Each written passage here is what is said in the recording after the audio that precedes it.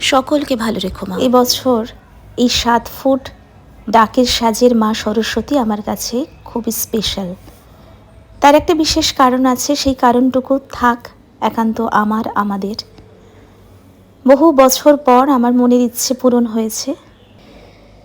আজকের এই শ্বেত শুভ্র বসনা মা সরস্বতী, আজকের এই বিশেষ দিন আমার জীবনে সারা জীবন স্মৃতি হয়ে থাকবে। বিগত 20 বছর ধরে আমি স্কুলে শিক্ষকতা করছি। বাকি শিক্ষকতা জীবন এখানেই কাটাতে চাই।